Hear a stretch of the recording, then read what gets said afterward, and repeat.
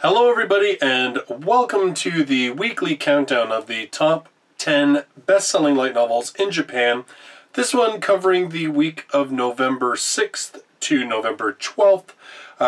Bit of movement on the list this week, not quite as much as last week where only one title remained, but this week only 3 of last week's titles managed to stay on the list. We've got a brand new number 1 and number 2. So let's get right into the list and see what we have this week. At number 10, with 3,825 copies sold, volume number 8 of 29 Sai Dokushin wa Isekai de Jiyuu ni Ikita katta. Or, in my non-butchered English, 29-year-old Bachelor was brought to a different world to live freely. This one is, of course, an Isekai, fairly straight ahead, seeing as how it's in the title. There are no English licenses for the light novels. The story, I couldn't find a whole lot on this. From the day I got forced to a girl and caught in marriage, in the 10th day or so, the country begins to glare at me and my life will not go so well. I will continue to try and live without losing to such difficulties. That's all novel updates had on it.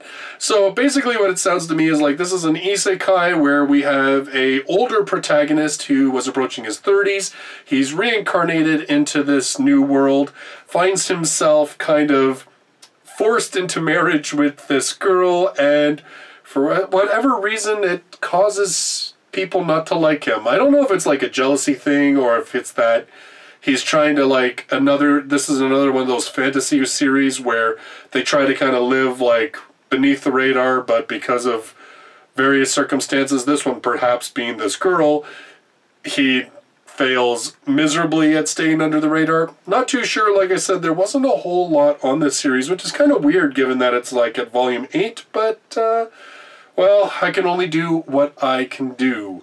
At number 9, with 3,975 copies sold, this is a new series, and it is Maou ni Natta node, Dungeon Tsukutte Jingai Musume to Honobono, suru.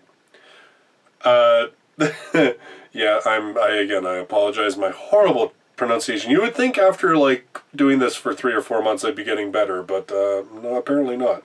The old dog is slow to learn new tricks, apparently. This one is another isekai reincarnation story. These are really popular in Japan, apparently. But this one, it stars a main character who is reincarnated as a demon king and decides to make himself a dungeon that he's going to rule over.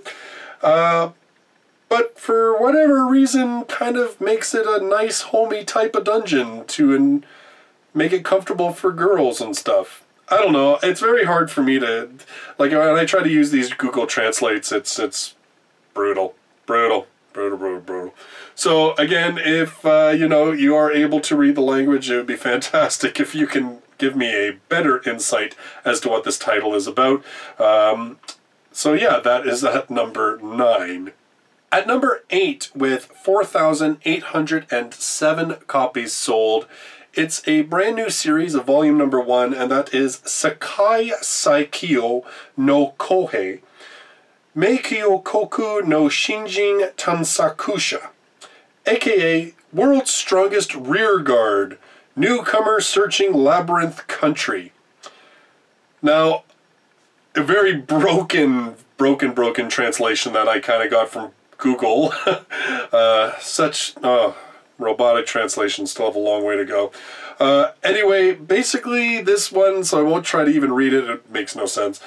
What I've been able to piece together is that this is a company man who dies, who is reincarnated, finds himself given this title of this sort of, apparently, I guess, little-known title of Rearguard, and is essentially the ultimate support character, and I guess builds a harem that he supports. That seems to be kind of the gist that I get of it. Absolutely, if you can read the language, and feel free to go visit amazon.co.jp or any other site that has this listed. And if you can fill in the blanks on the comments on this one, that would be fantastic. At number 7, with 5,724 copies sold, volume number 7 of Youkoso Jitsuryoku Shijou Shugi no Kyoushitsu, or Classroom of the Elite, one of our ones hanging on from last week. As we have discussed, there is the anime adaptation of 12 episodes. It just finished airing in September. You can stream it on Crunchyroll. There are no licenses for either the manga or the light novels. As I'm recording this, Anime New York City is just kicking off. Yen is, well, I'll be posting this. This will go live Saturday morning.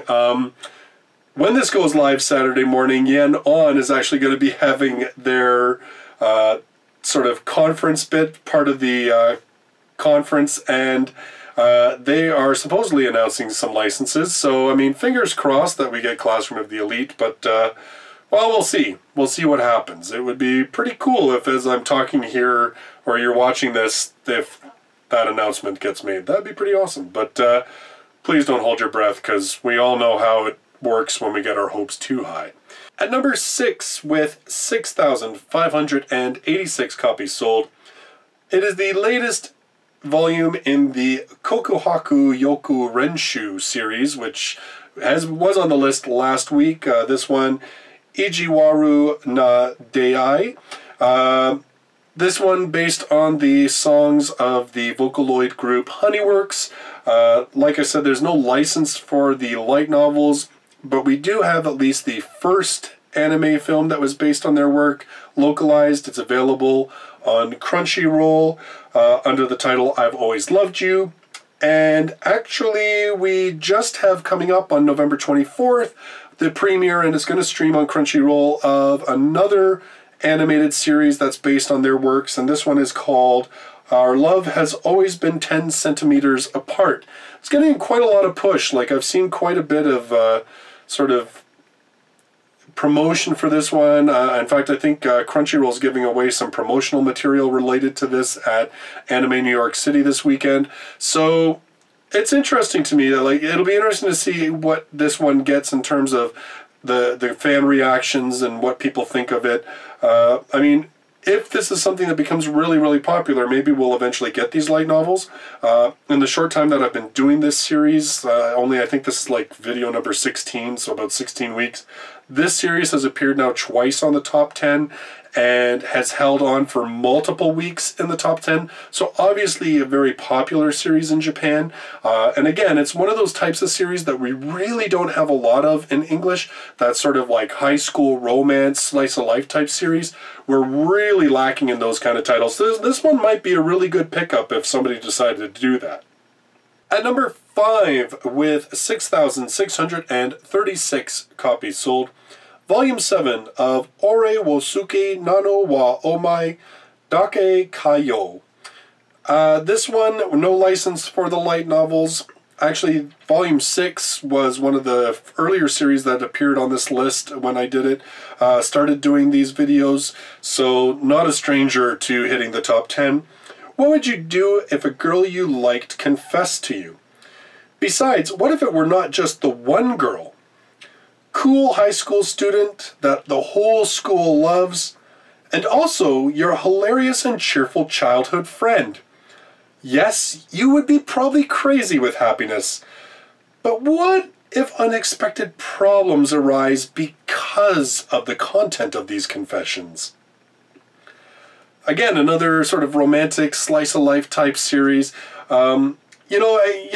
I as much as I love like the fantasy and I love the adventure and action and liking sort of the combination of like mysteries and supernatural stuff, like my most recent reviews being like Boogie Pop and The Empty Box and Zeroth Maria, loved those books, but I still like, there's this part of me that just kind of goes, we're so underserved in the slice of life stuff. And when I'm doing these lists, it's so much of it is either isekai or slice of life. And it seems kind of funny that we haven't seen a lot more. We've certainly seen a lot of isekai come out in English. It kind of surprises me that with slice of life and romance and stuff being such a big category, it seems, in Japan, that we really haven't seen that same influx of titles into English yet, but maybe that'll change. We'll see what happens. Well, all we can do is keep up with what they give us. At number 4, with 7,570 copies sold, it's One Piece Mugiwara Stories. This one, of course, was number 1 last week, is now dropped down to number 4. Of course, we have the long-running anime. It is licensed in North America by Funimation. It's 813 episodes so far. Crazy. The manga is licensed in English by Viz. This seems to be like a companion of short stories. Obviously, like, the manga is where the One Piece story originated. So this seems to, be a collection of short stories that have appeared in the One Piece magazines and stuff that they've now sort of reformatted and collected in a novel form and released. Again, this is not something that I really think that we might get in English, just because obviously the manga is the source material and this is kind of like a side thing, but there have been publishers, like Viz is one of them. Vertical has done it with a couple of series as well, with like the Attack on Titan books and Seraph of the End. So a couple of companies have been licensing these kind of sort of tied-in light novels, but aren't sort of the prime source of the story. So we may see something like this brought over. I guess just time will tell in that regard. I mean, this is still pretty relatively new. It just came out last week. At number 3, with 8,591 copies sold, volume number 4 of Isekai Izakaya Nobu. This, we have no English license for these light novels. Imagine there is a bar which serves a variety of food and drinks and makes you feel like you have been transferred to another world. The bar, which is called Nobu, is located in a back alley of the old capital. This is a small tale that revolves around this otherworldly bar. So, if you watched like this most recent season of anime, well, not the one that we're in right now, but last season there was that Restaurant to Another World. That one, it was like residents of another world got access to a Japanese restaurant and ate there. This sounds like it's the other way around, that this is kind of like people from our world can eat in a restaurant that has access to foods and stuff from another world. That's what it sounds like to me, but I don't know, just based on the information that I've been able to find out. Again, if this is a series that you know anything more about, feel free to leave that information in the comments down below. At number 2, with 26,157 copies sold. What a jump, eh? More than double, almost like triple the copies sold. Volume 18 of Strike the Blood. So obviously, ongoing series that have been going on for quite some time, sort of ruling the list this week. This series is officially being released in English by Yen On. Volume number 8 is releasing in English on January 30th of 2018. Volume 7, of course, the most recent release, is available. I've reviewed the first 6 volumes. Volume 7 apparently is a really good particular volume of this series, so I'm kind of looking forward to reading that. There is also a 24-episode anime, which you can watch on Crunchyroll. There have been like 10 OVAs that have been done, but I can't find those on Crunchyroll, so I don't know if they're really readily available for streaming.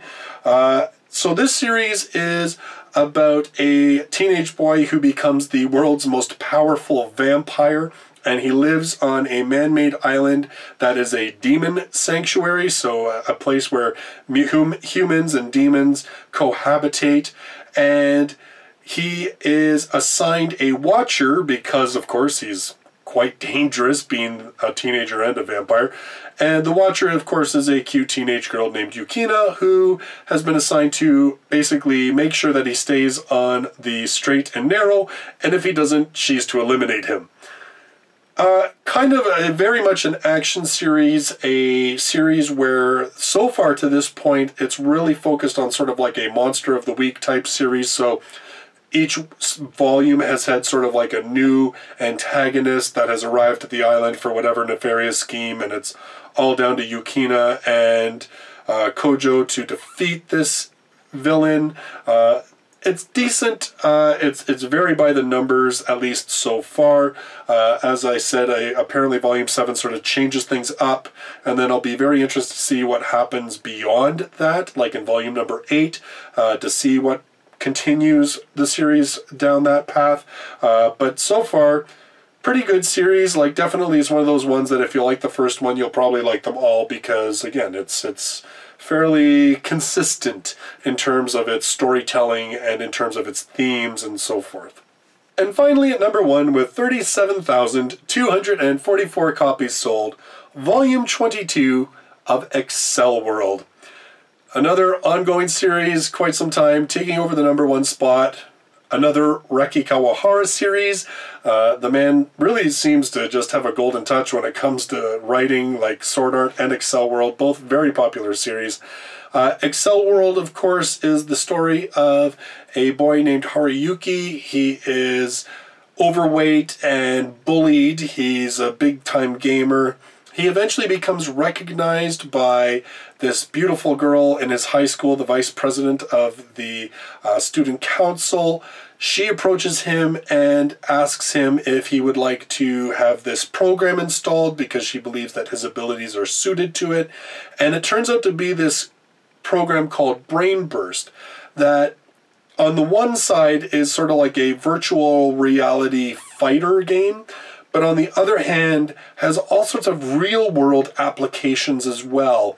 And the whole story sort of revolves around Karuyuki Heimei and Horiyuki sort of trying to make themselves stronger so that eventually Karuyuki Heimei can reach level 10.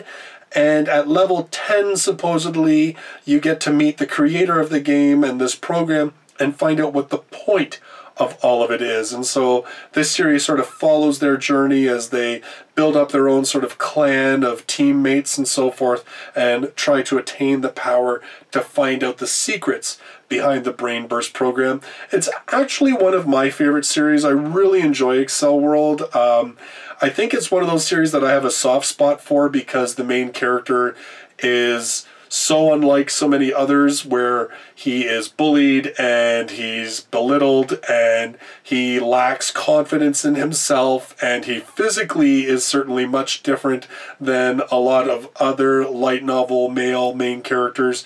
And plus it's just kind of a neat idea. I don't know.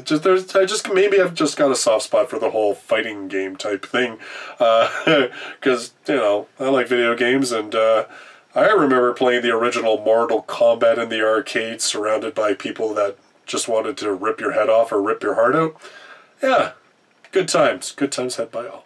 Of course, by the fact that I've gone on about the fact that I love the series, then it's pretty obvious that it has been licensed in English. Volume 11 is the most recent volume released. Volume 12 is coming out in December. There is I think it's like 24 episode anime series that you can not find pretty much anywhere. But it was licensed in English. You can, I guess, probably purchase it online. I don't think you can stream it anywhere that I've been able to find. It only covered the first 4 volumes, and then it borrowed a little bit from the short story volume, which was volume number 10. So that's the stuff that it covered. There was also a new animated movie that was an original story that Reki Kawahara wrote. It was released in July. I haven't seen any information about any official release in English. Maybe I just missed that information. If I did, feel free to let me know in the comments down below. So, those are your top 10 best-selling light novels in Japan for the week of November 6th to November 12th. I'll be back here next Saturday to do this list all over again and see which titles have remained on the list. Maybe we'll have a few more hang in there this week. I can't imagine that Strike the Blood or Excel World doing those big numbers are going to be knocked off anytime soon. So maybe we'll see at least 4 or 5 of them hang in there on next week's list, and we'll just have a couple new ones in. We'll see what happens then. So if you love light novels and you're brand new to the channel, don't forget to subscribe. I do this list every single week, as well as reviewing 2 to 3 light novels on a weekly basis as well. Thank you so much for joining me in this video, and I look forward to seeing you in the next one. Till then, bye-bye for now.